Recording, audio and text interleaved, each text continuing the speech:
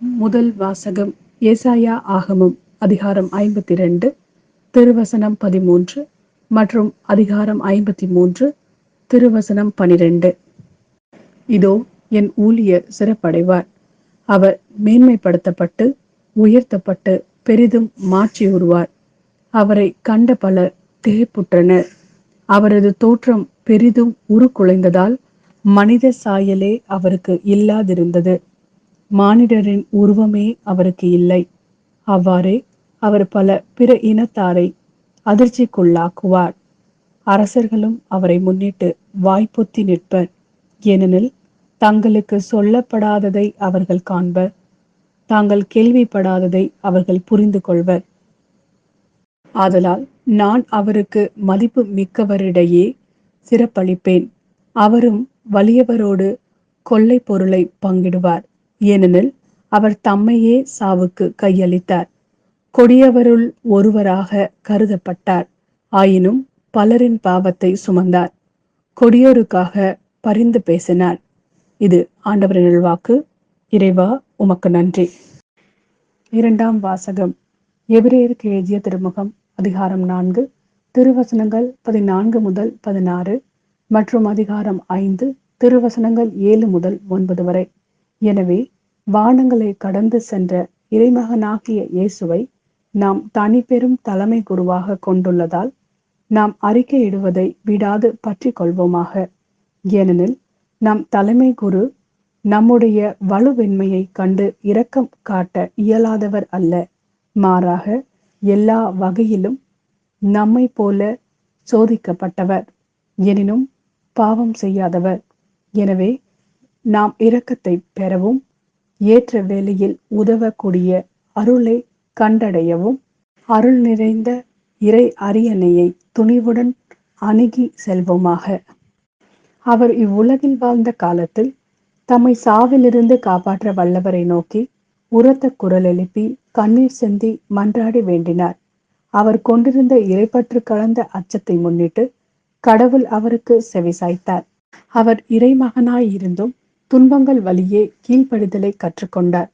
அவர் நிறைவுள்ளவராகி தமக்கு கீழ்ப்படிவோர் அனைவரும் என்றென்றும் மீட்படைய காரணமானார். இது ஆண்டவரின் நல்வாக்கு. இறைவா, உமக்கு நன்றி. யோவான் எழுதிய நற்செய்தி அதிகாரம் 18 திருவசனங்கள் 1 முதல் 19 மற்றும் 42. இவற்றை கூறிய பின் இயேசு தம் சீடர்களோடு கெதரோன் என்னும் நீரோடையை கடந்து சென்றார். அங்கே ஒரு தோட்டம் இருந்தது. தம் சீடர்களோடு இயேசு அதில் நுழைந்தார்.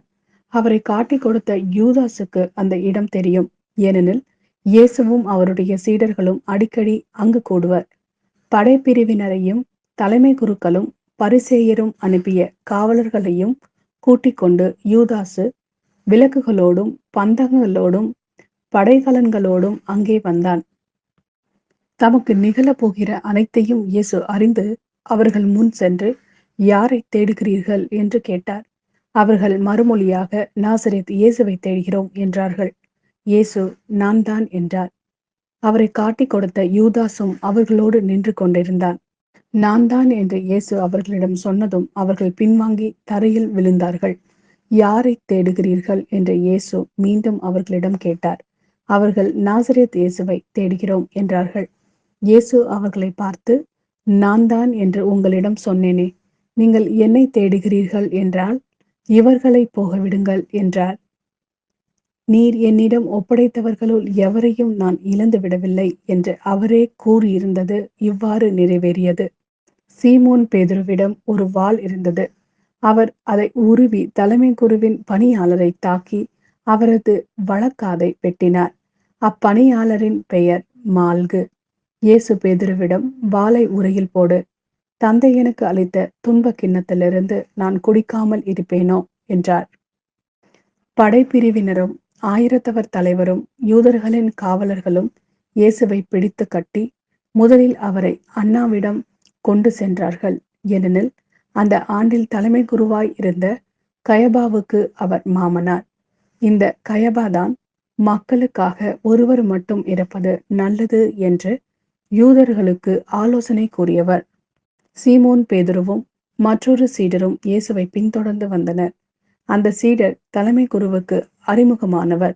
ஆகவே இயேசுவுடன் தலைமை குருவின் மாளிகை முற்றத்தில் நுழைந்தார். பேதுரு வெளியில் வாயில் அருகே நின்று கொண்டிருந்தார். அப்போது தலைமை குருவுக்கு அறிமுகமாய் இருந்த அந்த சீடர் வெளியே வந்து வாயில் காவலர்களிடம் சொல்லி பேதுருவை உள்ளே கூட்டி சென்றார். வாயிலில் காவல் செய்த அப்பணிப்பெண் பேதுருவிடம், நீயும் மனிதனுடைய சீடருள் ஒருவன்தானே என்று கேட்டார். பேதுரு இல்லை என்றார். அப்போது குளிராய் இருந்ததால் பணியாளர்களும் காவலர்களும் கரியினால் தீமூட்டி அங்கே நின்று குளிர் காய்ந்து கொண்டிருந்தார்கள். பேதுருவும் சென்று அவர்களோடு நின்று குளிர் காய்ந்து கொண்டிருந்தார். தலைமை குரு இயேசுவின் சீடர்களை பற்றியும் அவருடைய போதனை பற்றியும் அவரிடம் கேட்டார். இயேசு அவரை பார்த்து, நான் உலகறிய வெளிப்படையாய் பேசினேன். யூதர் அனைவரும் கூடி வரும் தொழுகை கூடங்களிலும் கோவிலிலும் தான் எப்போதும் கற்பித்து வந்தேன். நான் மறைவாக எதையும் பேசவில்லை. ஏன் என்னிடம் கேட்கிறீர்கள்? நான் பேசியதை கேட்டுக்கொண்டிருந்தவர்களிடம் கேட்டு பாரும். நான் என்ன சொன்னேன் என அவர்களுக்கு தெரியுமே என்றார். அவர் இப்படி சொன்னதால் அங்கு நின்று கொண்டிருந்த காவலருள் ஒருவர், தலைமை குருவுக்கு இப்படியா பதில் கூறுகிறாய் என்று சொல்லி இயேசுவின் கன்னத்தில் அறைந்தார். இயேசு அவரிடம், நான் தவறாக பேசியிருந்தால் தவறு என்னவென காட்டும். சரியாக பேசியிருந்தால் ஏன் என்னை அடிக்கிறீர் என்று கேட்டார். அதன்பின் அண்ணா அவரை கட்டப்பட்ட நிலையில் தலைமை குரு கயபாவிடம் அனுப்பினார். சீமோன் பேதுரு அங்கே நின்று குளிர் காய்ந்து கொண்டிருந்தார். அப்போது அங்கிருந்தவர்கள் அவரிடம், நீயும் அவனுடைய சீடருள் ஒருவன்தானே என்று கேட்டனர். அவர் இல்லை என்று மறுதளித்தார். தலைமை குருவின் பணியாளருள் ஒருவர், நான் உன்னை தோட்டத்தில் அவரோடு பார்க்கவில்லையா என்று கேட்டார். பேதுருவால் காது வெட்டப்பட்டவருக்கு இவர் உறவினர். பேதுரு மீண்டும் மறுதளித்தார். உடனே சேவல் கூவிற்று. அதன்பின் அவர்கள் கயபாவிடமிருந்து ஆளுநர் மாளிகைக்கு இயேசுவை கொண்டு சென்றார்கள். அப்போது விடியற்காலம். பாஸ்கா உணவை உண்ணும் முன் தீட்டுப்படாமல் இருக்க ஆளுநர் மாளிகையில் அவர்கள் நுழையவில்லை. ஏனெனில் பிலாத்து வெளியே அவர்களிடம் வந்து, நீங்கள் இந்த ஆளுக்கு எதிராக கூறும் குற்றச்சாட்டு என்ன என்று கேட்டார். அதற்கு அவர்கள், இவன் குற்றம் செய்யாதிருந்தால் இவனை நாங்கள் உம்மிடம் ஒப்புவித்திருக்க மாட்டோம் என்றார்கள். பிலாத்து அவர்களிடம், நீங்கள் இவனை கொண்டு போய் உங்கள் சட்டப்படி இவனுக்கு தீர்ப்பு வழங்குங்கள் என்றார். யூதர்கள் அவரிடம், சட்டப்படி நாங்கள் யாருக்கும் மரண தண்டனை விதிக்க முடியாது என்றார்கள். இவ்வாறு தாம் எப்படிப்பட்ட சாவுக்கு உட்பட போகிறார் என்பதை குறிப்பிட்டு இயேசு கூறியிருந்ததை நிறைவேற செய்தார்கள். பிலாத்து மீண்டும் ஆளுநர் மாளிகைக்குள் சென்று இயேசுவை கூப்பிட்டு அவரிடம், நீ யூதரின் அரசனா என்று கேட்டான். இயேசு மறுமொழியாக, நீராக இதை கேட்கிறீரா, அல்லது மற்றவர்கள் என்னை பற்றி உம்மிடம் சொன்னதை வைத்து கேட்கிறீரா என்று கேட்டார். அதற்கு பிலாத்து, நான் ஒரு யூதனா என்ன? உன் இனத்தவரும் தலைமை குருக்களும் தானே உன்னை என்னிடம் ஒப்புவித்தார்கள். நீ என்ன செய்தாய் என்று கேட்டான். இயேசு மறுமொழியாக, எனது ஆட்சி இவ்வுலக ஆட்சி போன்றதல்ல. அது இவ்வுலக ஆட்சி போன்றதாய் இருந்திருந்தால் நான் யூதர்களிடம் காட்டிக் கொடுக்கப்படாதவாறு என் காவலர்கள் போராடியிருப்பார்கள். ஆனால் என் ஆட்சி இவ்வுலக ஆட்சி போன்றதல்ல என்றார். பிலாத்து அவரிடம், அப்படியானால் நீ அரசன்தானோ என்று கேட்டான். அதற்கு இயேசு, அரசன் என்று நீர் சொல்கிறீர். உண்மையை எடுத்துரைப்பதே என் பணி. இதற்காகவே நான் பிறந்தேன். இதற்காகவே உலகிற்கு வந்தேன். உண்மையை சார்ந்தவர் அனைவரும் என் குரலுக்கு செவி சாய்க்கின்றனர் என்றார். பிலாத்து அவரிடம், உண்மையா, அது என்ன என்று கேட்டான். இப்படி கேட்ட பின் பிலாத்து மீண்டும் யூதரிடம் சென்று, இவனிடம் நான் குற்றம் ஒன்றும் காணவில்லையே என்றான்.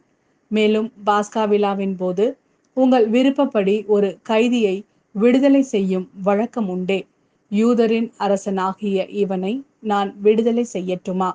உங்கள் விருப்பம் என்ன என்று கேட்டான். அதற்கு அவர்கள், இவன் வேண்டாம், பரபாவையே விடுதலை செய்யும் என்று மீண்டும் கத்தினார்கள். அந்த பரபா ஒரு கள்வன். பின்பு பிலாத்து இயேசுவை சாட்டையால் அடிக்க செய்தான். வீரர்கள் ஒரு முள்முடி பின்னி அவர் தலையின் மேல் வைத்து செந்நிற மேலுடையை அவருக்கு அணிவித்தார்கள்.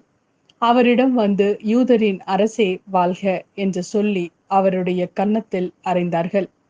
பிலாத்து மீண்டும் வெளியே வந்து அவர்களிடம், அவனை நான் உங்கள் முன் வெளியே கூட்டி வருவேன், பாருங்கள், அவனிடம் நான் குற்றம் ஒன்றும் காணவில்லை என்பதை அறிந்து கொள்ளுங்கள் என்றான். இயேசு முள்முடி செந்நிற மேலுடையும் அணிந்தவராய் வெளியே வந்தார். பிலாத்து அவர்களிடம், இதோ மனிதன் என்றான். அவரை கண்டதும் தலைமை குருக்களும் காவலர்களும், சிலுவையில் அறையும், சிலுவையில் அறையும் என்று கத்தினார்கள். பிலாத்து அவர்களிடம், நீங்களே இவனை கொண்டு போய் சிலுவையில் அறையுங்கள், இவனிடம் குற்றம் இருப்பதாக எனக்கு தெரியவில்லை என்றான். யூதர்கள் அவரை பார்த்து, எங்களுக்கு ஒரு சட்டம் உண்டு, அச்சட்டத்தின்படி இவன் சாக வேண்டும், ஏனெனில் இவன் தன்னையே இறைமகன் என உரிமை கொண்டாடுகிறான் என்றனர். பிலாத்து இதை கேட்டதும் இன்னும் மிகுதியாக அஞ்சினான்.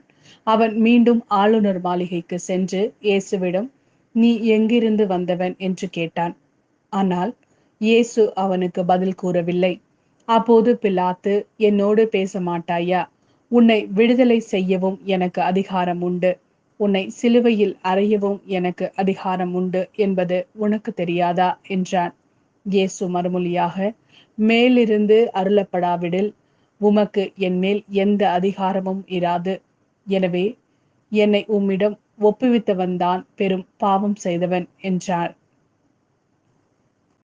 அது முதல் பிலாத்து அவரை விடுவிக்க வழி தேடினான். ஆனால் யூதர்கள், நீர் இவனை விடுவித்தால் சீசருடைய நண்பராய் இருக்க முடியாது, தம்மையே அரசராக்கிக் கொள்ளும் எவரும் சீசருக்கு எதிரி என்றார்கள்.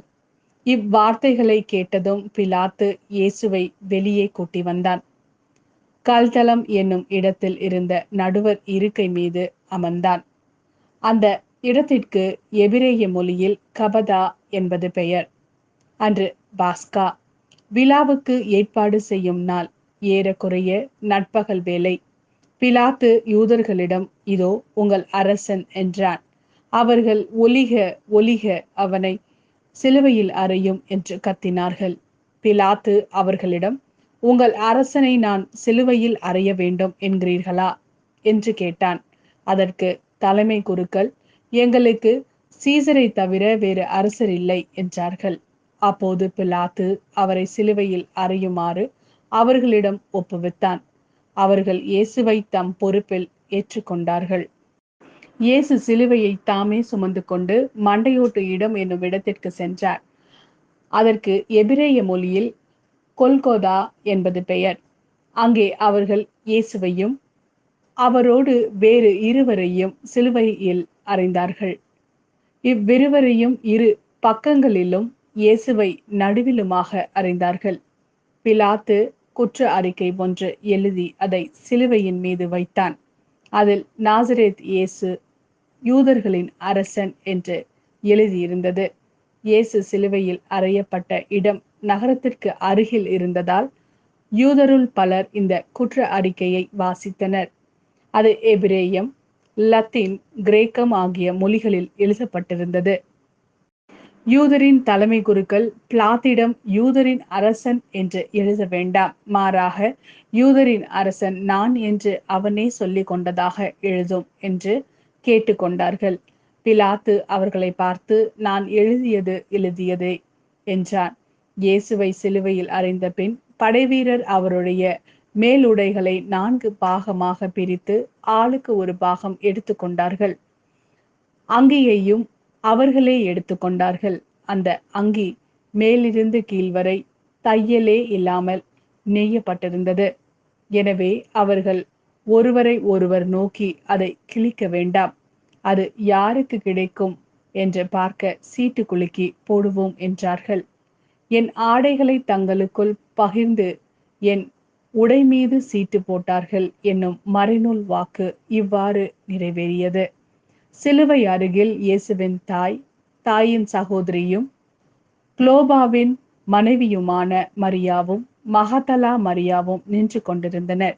இயேசு தம் தாயையும் அருகில் நின்ற தம் அன்பு சீடரையும் கண்டு தம் தாயிடம், அம்மா, இவரே உம் மகன் என்றார். பின்னர் தம் சீடரிடம், இவரே உம் தாய் என்றார். அந்நேர முதல் அச்சீடர் அவரை தம் வீட்டில் ஏற்று ஆதரவு அளித்து வந்தார். இதன்பின் அனைத்தும் நிறைவேறிவிட்டது என்பதை அறிந்த இயேசு, தாகமாய் இருக்கிறது என்றார். மறைநூலில் எழுதியுள்ளது நிறைவேறவே இவ்வாறு சொன்னார். அங்கே ஒரு பாத்திரம் நிறைய புளித்த திராட்சை ரசம் இருந்தது. அதில் கடற்பஞ்சை நன்கு தோய்த்து ஈசோப்பு தண்டில் பொருத்தி அதை அவர்கள் அவரது வாயில் வைத்தார்கள். அந்த ரசத்தை குடித்ததும் இயேசு, எல்லாம் நிறைவேறிற்று என்று கூறி தலை சாய்ந்து ஆவியை ஒப்படைத்தார். அன்று பாஸ்கா விழாவுக்கு ஏற்பாடு செய்யும் நாள். அடுத்த நாள் ஓய்வு நாளாகவும் பெரும் நாளாகவும் இருந்தது. எனவே அன்று சிலுவையில் உடல்கள் தொங்கலாகா என்பதற்காக கால்களை முறித்து சடலங்களை எடுத்து விடுமாறு யூதர்கள் பிலாத்திடம் கேட்டுக்கொண்டார்கள்.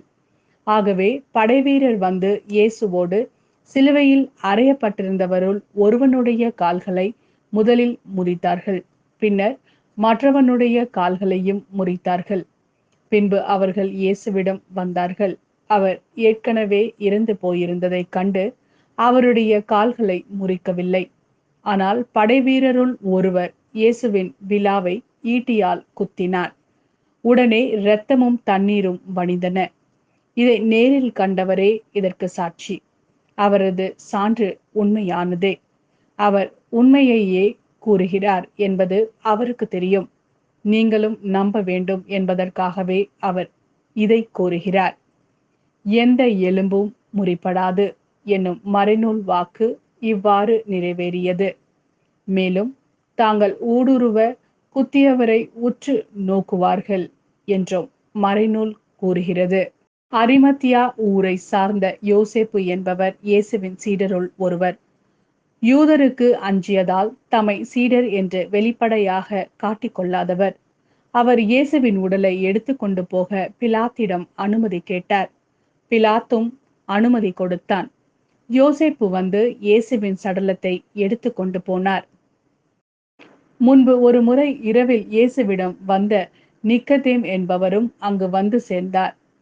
அவர் வெள்ளை போலமும் சந்தனத்தூளும் கலந்து ஏறக்குறைய 30 கிலோகிராம் கொண்டு வந்தார். அவர்கள் இயேசுவின் உடலை எடுத்து யூத அடக்கம் முறைப்படி நறுமண பொருட்களுடன் துணிகளால் சுற்றி கட்டினார்கள். அவர் சிலுவையில் அறையப்பட்டிருந்த இடத்தில் ஒரு தோட்டம் இருந்தது. அங்கே புதிய கல்லறை ஒன்று இருந்தது. அதில் அதுவரை யாரும் அடக்கம் செய்யப்படவில்லை.